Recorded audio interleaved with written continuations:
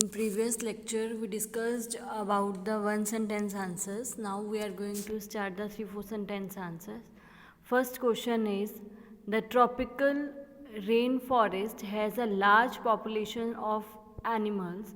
Explain why it is so. वो कह रहे हैं जो ट्रॉपिकल रेन फॉरेस्ट में सबसे ज़्यादा एनिमल्स होते हैं, उनकी पॉपुलेशन सबसे ज़्यादा होती है वहाँ पे.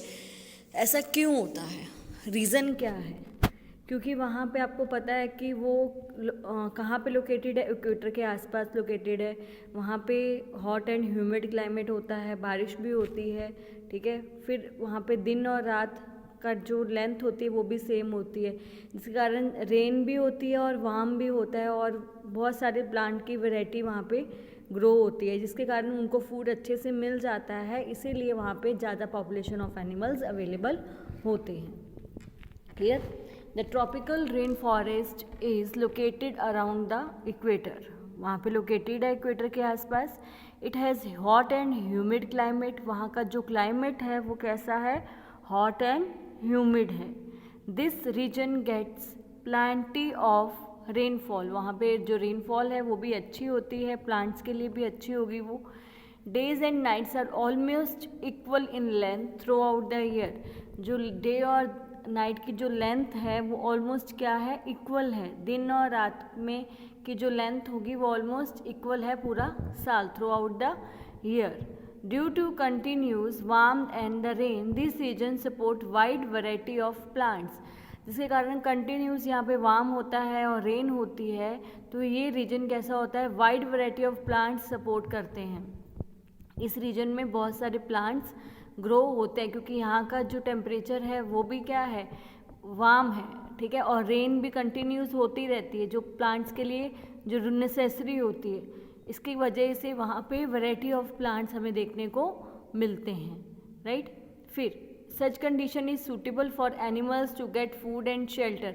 ये कंडीशन भी एनिमल्स के लिए सूटअप होती है कि वो अच्छे से रह भी सकते हैं और अपना फूड भी अच्छे से उनको मिल सकता है. Okay. So the tropical rain forest has a large population of animals. इसलिए ट्रॉपिकल रेन फॉरेस्ट में लार्ज पॉपुलेशन ऑफ एनिमल्स होती है. इसका रीज़न यही है क्योंकि ये इक्वेटर के आसपास है, यहाँ का टेम्परेचर हॉट एंड ह्यूमिड है, प्लेंटी ऑफ रेनफॉल होती है, days and night are almost equal throughout the year, continuous warm and rain है, जिसके कारण वाइड वैरायटी ऑफ प्लांट्स आपको देखने को मिलते हैं. ये कंडीशन सूटेबल है एनिमल्स के लिए for food and shelter. So the tropical rain forest has a large population of animals. Okay. यहाँ पे मेरा फर्स्ट 3-4 सेंटेंस आंसर फिनिश्ड हो गया है. Now we are going to start second 3-4 sentence answer. Second question is explain weather is a complex phenomena. जो weather है वो एक कॉम्प्लेक्स फिनोमिना है. ऐसा क्यों? क्योंकि आपको पता होगा कि जो भी वेदर है वो कभी भी सेम नहीं रहता. वो हमेशा थोड़ी थोड़ी देर बाद वरी करता रहता है, चेंज होता रहता है. छोटे शॉर्ट पीरियड ऑफ टाइम में ही वो वरी कर देता है, चेंज हो जाता है. कभी मॉर्निंग में सनी होता है और उसके बाद थोड़ी देर बाद ही आपको क्लाउड्स दिखने शुरू हो जाते हैं, हैवी रेनफॉल होनी शुरू हो जाती है, राइट. तो ये क्या है? ये बहुत इसीलिए वेदर एक क्या है? कॉम्प्लेक्स फिनोमिना है. इसको प्रिडिक्ट करना बहुत इजी वर्क नहीं है, बहुत कॉम्प्लेक्स वर्क है, बहुत मुश्किल वर्क है. ये जो इसको पता करना कि टेम्परेचर कितना रहेगा, वेदर के बारे में जानना भी बहुत मुश्किल वर्क है. It is not easy to predict. इनको हम इजीली प्रिडिक्ट नहीं कर सकते कि ऐसा होगा कि नहीं होगा, राइट. तो देखो, weather can vary over a very short period of time. Vary करता है बहुत शॉर्ट पीरियड ऑफ टाइम में ही, थोड़ी देर बाद ही वो चेंज हो जाता है. It can happen sometimes that it is Sunny in the morning. कई बार ऐसे होता है कि मॉर्निंग में क्या है? सनी होता है, मॉर्निंग में सूरज होता है. It can happen sometimes that it is Sunny in the morning. Morning में सनी है, but suddenly clouds appears from now here and start raining heavily. पर पता नहीं अचानक से कहीं से वहाँ पे क्या आ जाते हैं? क्लाउड्स दिखने शुरू हो जाते हैं और रेनिंग क्या है? स्टार्ट हो जाती है, हैवी रेन शुरू हो जाती है, right. Sometimes a heavy rain may vanish in a matter of minutes and give way to bright sunshine.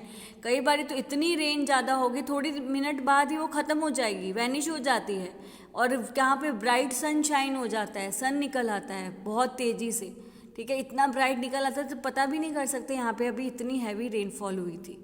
So sudden changes may occur in weather and it is not easy to predict. ये क्या है, एक sudden changes होते हैं weather में, इसको predict करना easy work नहीं है कि यहाँ पे ऐसा होगा कि नहीं होगा. It is very difficult work. Okay, so whether is a complex phenomena. इसीलिए वेदर को क्या बोलते हैं, कॉम्प्लेक्स फिनोमिना बोला जाता है, क्योंकि यहाँ पे एकदम से ही चेंजेस आ जाते हैं जो हमने कभी सोचे भी नहीं होते. ठीक है, कभी बारिश होने लग जाती है, कभी टेम्परेचर इतना बढ़ जाता है, कुछ पता ही नहीं चलता कब क्या होगा. ये हमें पता, अभी क्या है, सन है, थोड़ी देर बाद हमें लगता है कि अभी हम सोच भी नहीं सकते कि अभी बारिश आएगी, तो एकदम से बारिश आना शुरू हो जाती है. तो ये बहुत डिफ़िकल्ट वर्क है, इसको हम इजीली प्रिडिक्ट नहीं कर सकते, पता नहीं कर सकते कि अभी क्या होने वाला है वेदर में. राइट.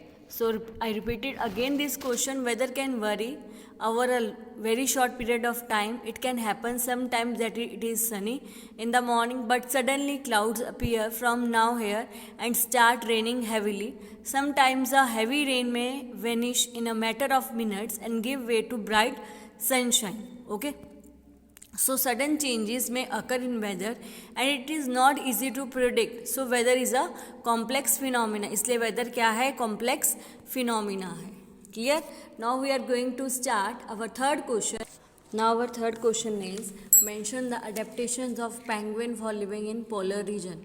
अडेप्टेशन बतानी है पेंगुइन की जो पोलर रीजन्स में रहते हैं वो कैसे होते हैं. The adaptations of penguin for living in a polar regions are as follows. First है, it is white and merge well with the white background. वो वाइट कलर के ही होते हैं और जो वाइट बैकग्राउंड होता है एटमॉस्फेयर का, सराउंडिंग का, उसके साथ वो क्या हो जाते हैं, मर्ज हो जाते हैं. Right. Second point is it has a thick skin and lot of a fat to protect it from cold. उसकी स्किन में बहुत थिक होती है और लॉट ऑफ फैट होता है जो कोल्ड से बचाता है. It has a thick skin and a lot of fat to protect it from a cold. जो ठंड से बचाता है वो बहुत सारा फैट होता है और इसकी स्किन कैसी होती है, थिक होती है. Okay. They huddle together and by this they keep warm. जो वो चलते हैं वो इकट्ठे ही चलते हैं. देखो मैंने पिक्चर भी दी है, ये पिक्चर बनानी नहीं है आपको, मैंने आपको समझाने के लिए दी है पिक्चर. देखो वो हडल में ही चलते, इकट्ठे मिल के चलते ताकि वो अपने आप को वार्म रख सकें. Okay. Their bodies are streamline. उनकी बॉडी क्या है, स्ट्रीमलाइंड है. स्ट्रीमलाइन आगे देखो, आगे और पीछे से पतली है और बीच में थिक है. राइट. तो दे फीट हैव वेब. उनके फीट कैसे हैं, वेब है. Making them good swimmer. इसे देखो स्विम कर रहे हैं ना, कितने अच्छे से स्विम कर रहे हैं, इसीलिए वो गुड स्विमर होते हैं, क्योंकि उनकी बॉडी क्या है, एक तो स्ट्रीमलाइंड है और उनके जो फीट हैं वो कैसे हैं, वेब हैं, और वो अच्छे गुड स्विमर होते हैं. ओके. फिर से रिपीट कर रही हूँ. It is white and merges well with the white background. White colour के होते हैं और वाइट बैकग्राउंड के साथ मर्ज कर जाते हैं, जिसके कारण वो अपने प्रीडेटर्स और अपने प्रे से हाइड अप हो जाते हैं. ओके.